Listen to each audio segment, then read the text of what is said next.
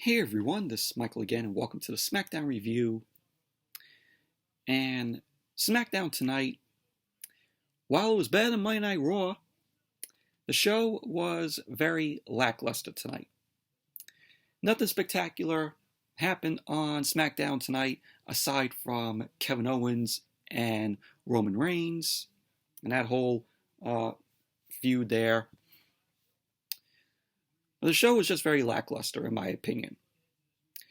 We are a week away from the Royal Rumble, which is next Sunday. WWE only has 4 matches on the card so far. You know, we got the men's and the women's Royal Rumble matches. Of course, we have Roman Reigns versus Kevin Owens for the Universal Championship and the Last Man Standing match. And then Drew McIntyre versus Goldberg for the WWE Championship. So they did not announce, a pre-show match or, kickoff match that we'll see on the kickoff show. But let's jump right into the review. So SmackDown opened up tonight with, you guessed it, Roman Reigns and Paul Heyman. Roman opens up the show every single week. I mean, this show should be called the Tribal Chief Show or the Head of the Table Show, because every single week Roman opens the show. And, he's the top guy on the show. He's the best thing about SmackDown and how the way WWE is progressing with Roman's character as a heel. So Roman and Paul Heyman made their way into the ring. Reigns got on the mic, and he ended up asking if Kevin Owens had a message to deliver.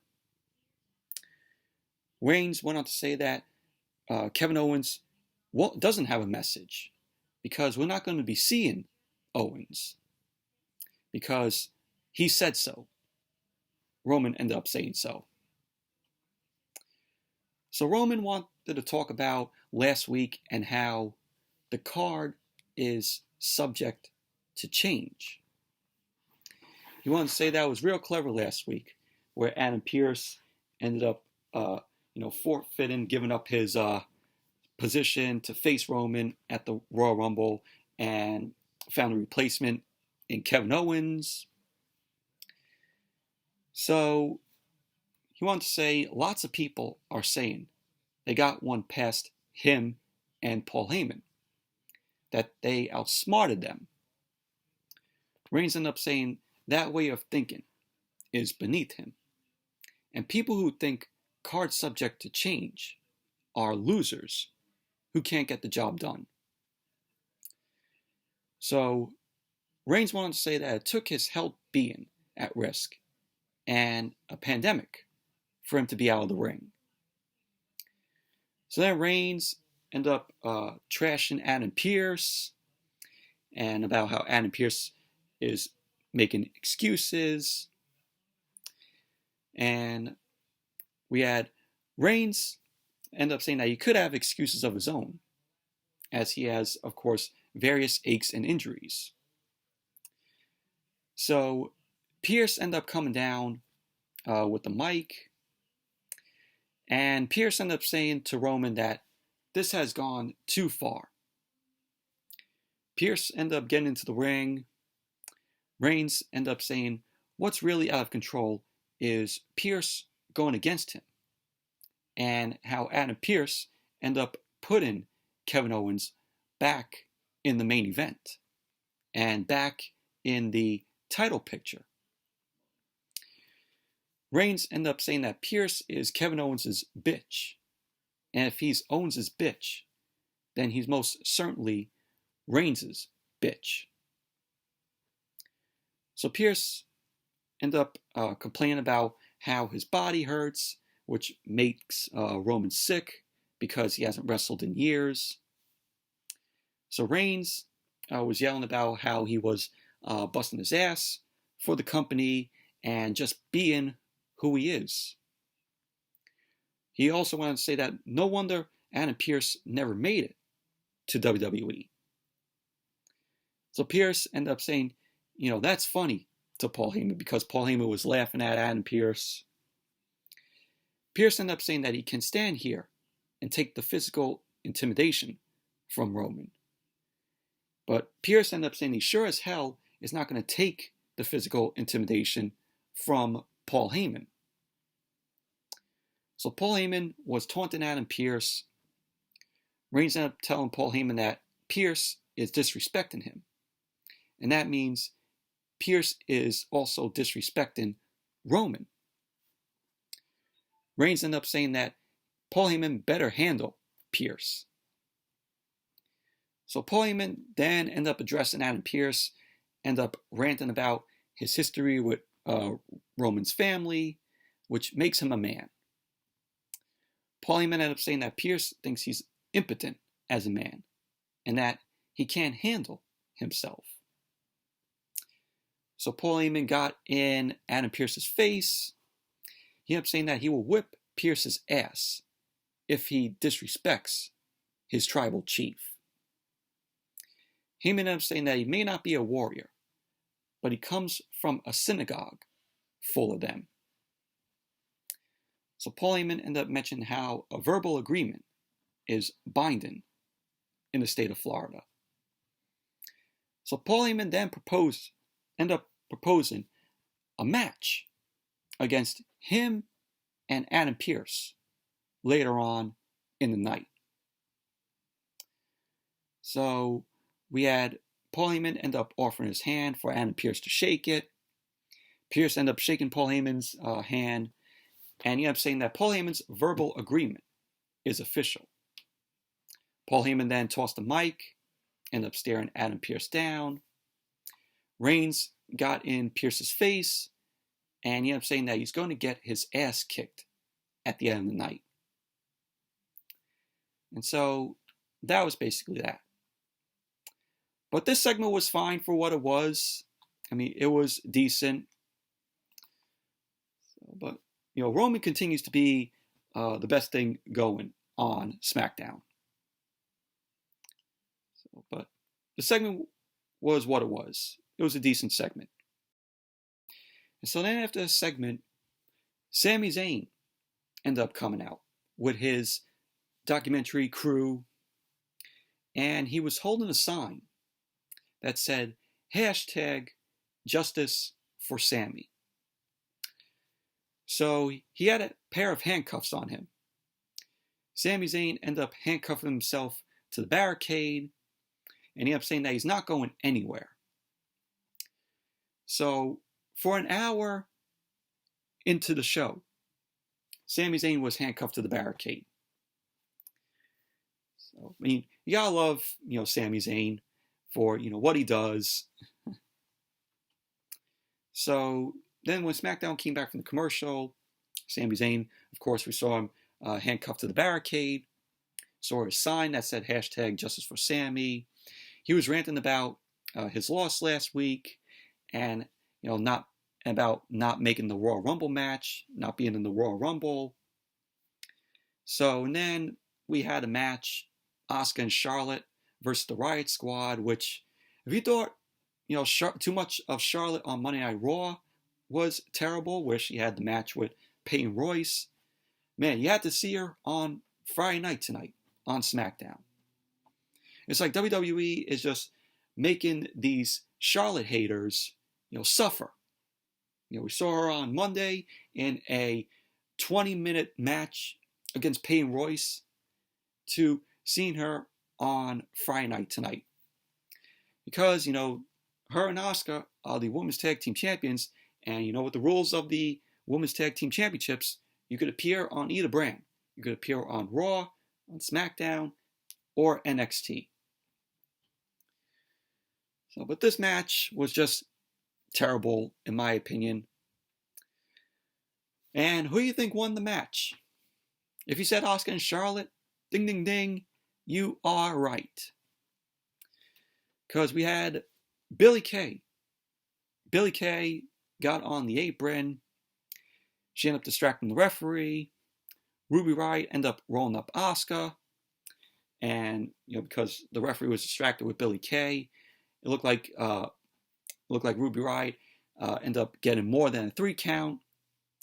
Asuka then ended up going for the hip attack. Ruby Riott ended up moving. Asuka ended up knocking Liv Morgan off the ring apron onto Billie Kay. Asuka and Ruby Riott end up going at it some more. Asuka ended up delivering a code breaker to Ruby Riott. Charlotte ended up tagging in, and she ended up hitting the natural selection on Ruby Riott. And there you go. Asuka and Charlotte Flair end up winning the match. Moving on. So we had Billie Kay backstage, of course, apologizing to Ruby Riott and Liv Morgan for what happened.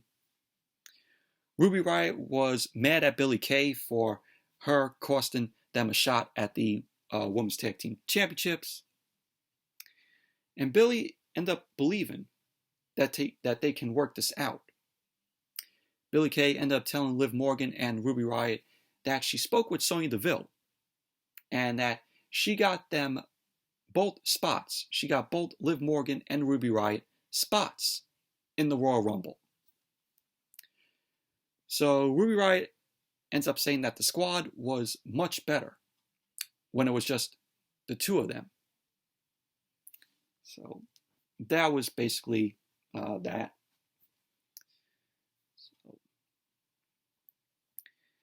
And then we had Daniel Bryan coming out. Daniel Bryan came out just by himself. He didn't come out with Chad Gable and Otis. We didn't see him doing the Macarena this week. So Daniel Bryan ended up getting on the mic, and he ends up commenting on the Royal Rumble. He then got interrupted by Cesaro. So Daniel Bryan and Cesaro end up having a few words. Daniel Bryan ended up suggesting that they have a match. Cesaro ended up saying no, because he's sick and tired of proving himself week after week. So Cesaro ended up issuing an open challenge, because Daniel Bryan was not fully dressed to wrestle. And so then Dolph Ziggler, one half of the SmackDown Tag Team Champions, came out. So Dolph Ziggler ended up cutting a promo on the Rumble. Ziggler ended up telling Cesaro to consider the challenge accepted. So we had Cesaro versus Dolph Ziggler, which this was a quick match here. Daniel Bryan was on commentary. Cesaro ended up swinging on Dolph Ziggler, ended up dropping Ziggler for a 2 count. Dolph ended up nailing a zigzag to Cesaro, went for the cover. Cesaro ended up kicking out at 2. Dolph ended up blocking a suplex from Cesaro, but Cesaro ended up coming back, delivered a neutralizer, and that was that. Cesaro ended up winning. So, but quick match. And then we had Sasha Banks versus Carmella's sommelier, Reginald. So, before the match got underway, Sasha ended up taking a rose from Reginald, because Reginald ended up taking the rose out of his suit, gives it to Sasha. Reginald ended up wanting Sasha to kiss him on the cheek, but Sasha ended up slapping the hell out of Reginald, and all this match was Reginald doing flips like he was at a Circus Soleil. It was like I was watching a Circus Soleil with Reginald doing those flips. The match was terrible, in my opinion. You had Sasha end up winning. Sasha delivered the bank statement to Reginald. Reginald ended up tapping out. So there you go. Sasha ended up winning. We all know it was just flips from Reginald in this match. 80, like 90% of this match was Reginald doing flips.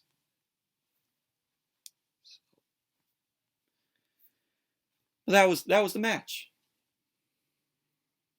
So post-match, we had Sasha end up tossing Reginald out to the floor in front of Carmella. Sasha and Carmella were just yelling at each other. Carmella was just, sitting at the commentary table, sipping on champagne.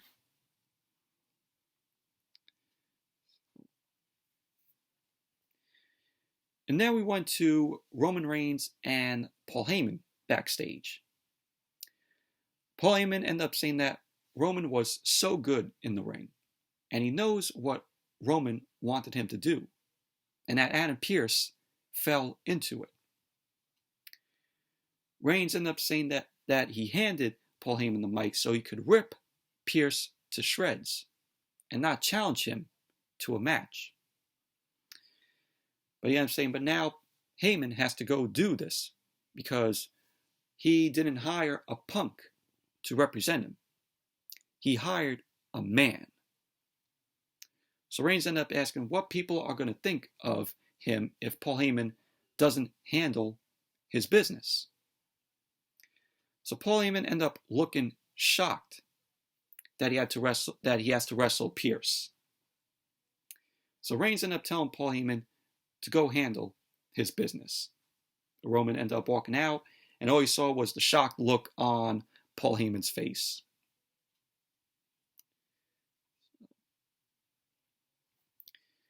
And then we had Apollo Crews versus Big E for the Intercontinental Championship. This was a 5-minute match here. We had Apollo Crews end up charging at Big E, but Big E ended up tossing him with a belly-to-belly suplex. Big E then delivered a splash on the apron to Apollo Crews. And the match ended in a disqualification because Sami Zayn ended up uncuffing himself from the barricade. Apollo Crews was on the top rope. He ended up leaping from the top at Big E, which Sami Zayn ended up running into the ring and dropped Apollo Crews with the haluva kick. And the match ended in a disqualification because of that. So Apollo Crews ended up winning, but Big E, of course, still retains the Intercontinental Championship. So post-match, we had the referee was yelling at Sami Zayn, and Sami Zayn ended up delivering the haluva kick to Big E. So Sami was yelling at Big E and Apollo Crews, saying, "He is what a champion looks like." Sami Zayn went to his documentary crew, and he was ranting about how that is justice served. So that was basically that. But knowing WWE, they're possibly going to be booking a triple threat match at the Royal Rumble. Intercontinental Championship is going to be on the line, where it's going to be Sami Zayn versus Big E versus Apollo Crews. I could definitely sense WWE doing that and booking that match at the Royal Rumble. So that's possibly going to be announced next week on SmackDown. I wouldn't be shocked if they booked that match for the Rumble, but may be wrong on that.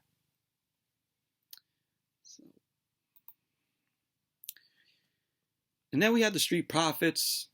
The Street Profits were backstage, and they were walking with a fruit basket. So they end up seeing Dolph Ziggler and Sonya Deville there. They were chatting.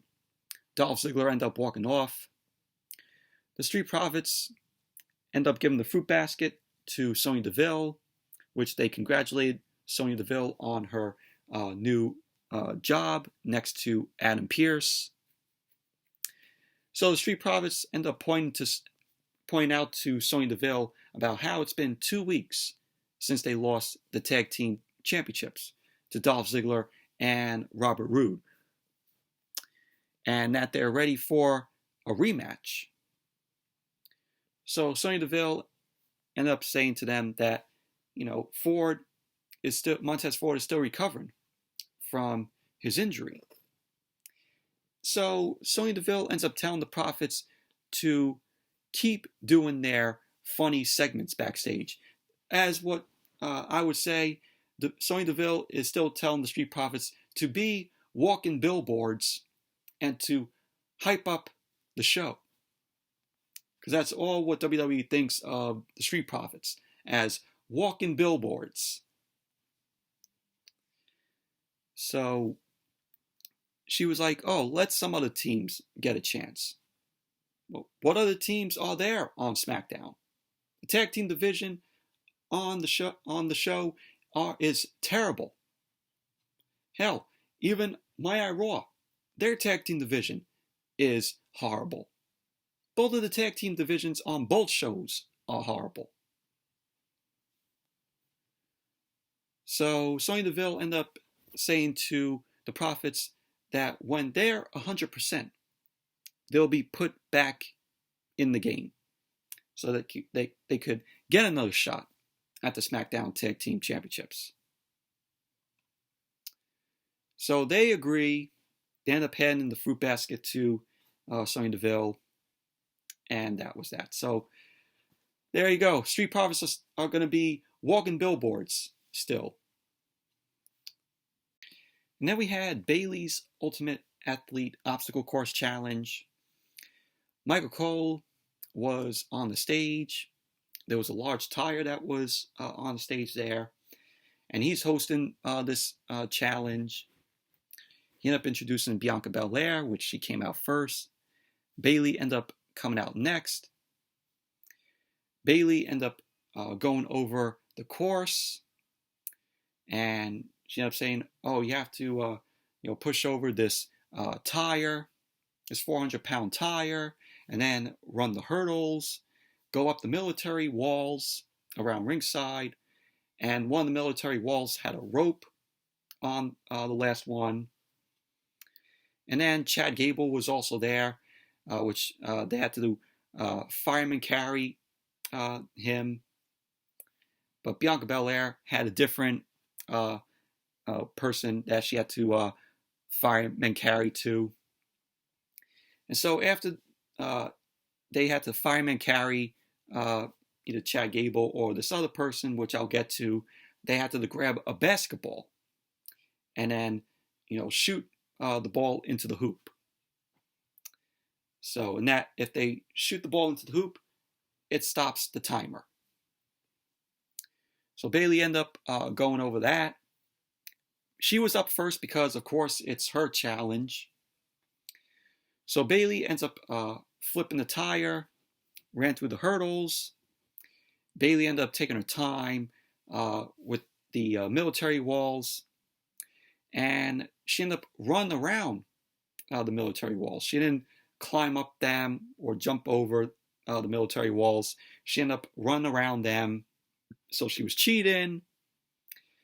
So she then ended up scooping Chad Gable up on her shoulders, for the fireman's carry. And she ended up walking a few feet. She ends up dropping Chad Gable.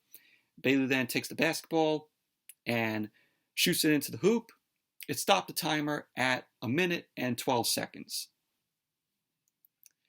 So then Bianca was ready. Bayley ended up stopping her. She ends up calling on her crew to EST the course up. So we saw crew members end up switching out some of the obstacles. They end up switching out the hurdles, which they were, bigger hurdles, tall hurdles. So Bianca started off, she ended up flipping the tire. She leapt over the hurdles, the bigger hurdles that were brought in. Bianca then leapt over the military walls. And then she stops at Chad Gable. Chad Gable ended up telling Bianca to meet her next challenge. And Otis ended up appearing from under the ring. So Bianca Belair had to carry Otis on her shoulders instead of Chad Gable. So Bianca ended up scooping Otis off of the steel steps. She ended up running with Otis. She ended up dropping him.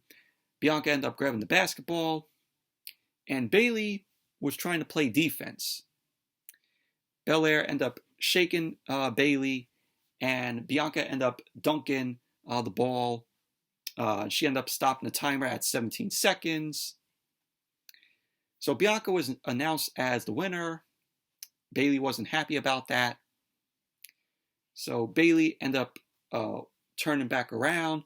She ended up throwing the basketball at Bianca. Bayley then started unloading on Bianca.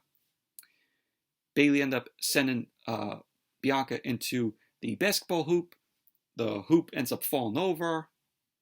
Bayley ended up walking up the ramp.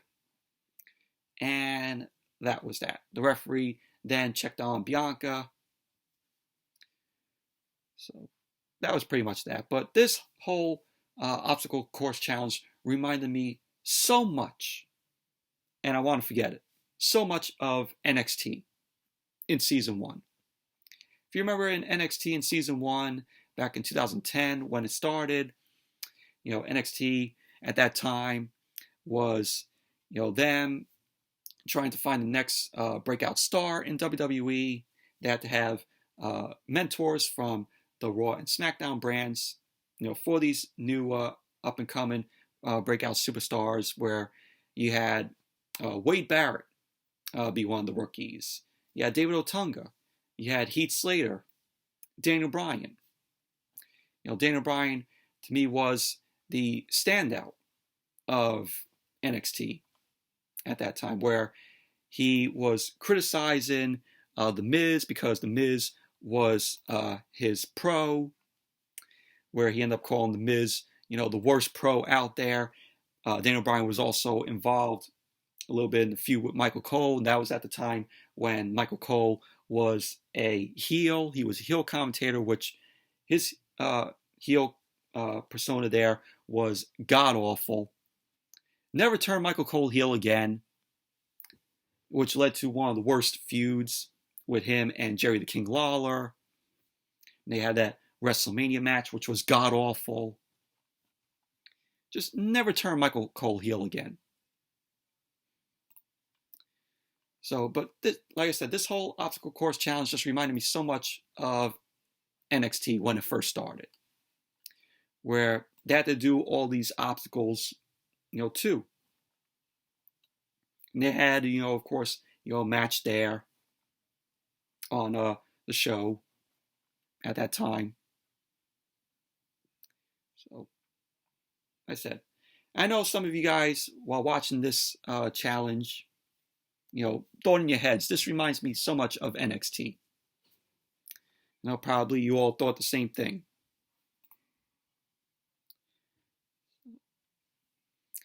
And then we had Rey Mysterio and Dominik backstage. Dominik was promising his dad, Rey, that he knows what to do in the match with Corbin. So Rey ended up finally giving in and says they will do things Dominik's way. But if something goes wrong, he has to do it his father's way. Dominik has to do it his father's way next time. So that was that. And then we had the match, Corbin versus Dominik. Another quick match. Match was terrible. Corbin ended up nailing Dominik with the end of days. And that was that. Main event. Paul Heyman versus Adam Pearce. We had Adam Pearce. He was waiting in the ring. And then out came Paul Heyman. Paul Heyman was shown taping up his fists. He was still wearing his suit. Paul Heyman ended up falling down at ringside. He twisted his ankle. The referee ended up coming out to check on Paul Heyman. And, this was Paul Heyman mimicking for what Adam Pearce said last week, where Adam Pearce was limping. So Paul Heyman ended up yelling about card being subject to change. So then Roman's music ended up hitting.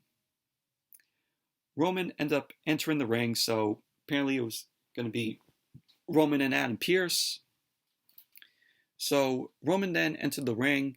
He dropped Adam Pearce with the Superman punch. Pearce was down on the floor, and Paul Heyman was yelling at him.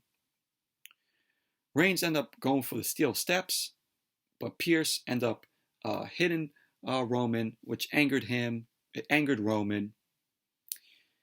Reigns ended up low blowing Adam Pearce and tossed him over the barricade.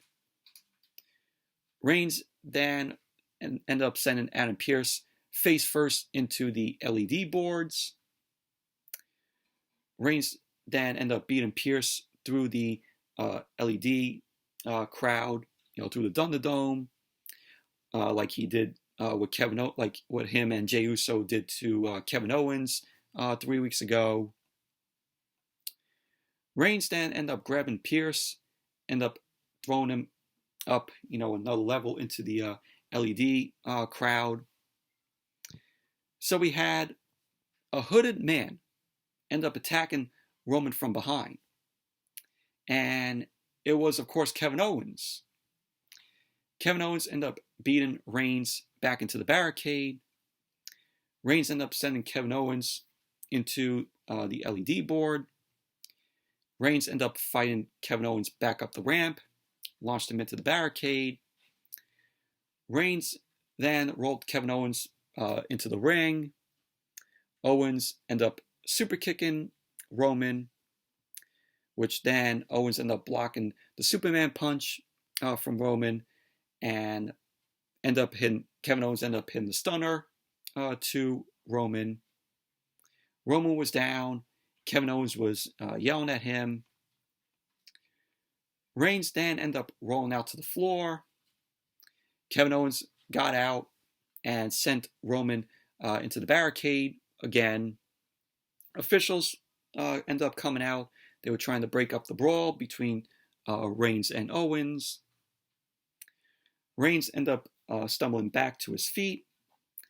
And Kevin Owens ended up nailing another stunner on the floor. Kevin Owens was shown yelling at Paul Heyman and saying, "Oh, you like this? You like this?" So Kevin Owens then ended up putting Reigns through the announce table with the pop-up powerbomb. Officials ended up backing Kevin Owens away. Roman was just backed first onto the announce table. He was just laid out on the announce table because, the announce table ended up breaking when Owens ended up putting him through the table with the pop-up powerbomb. So Kevin Owens ended up trying to grab half of the ring steps. The officials end up stopping him, and Owens ended up coming back to Reigns, ended up standing over him, and he was saying, "Oh, you're lucky the officials are out here, but they won't be there for him at the Royal Rumble."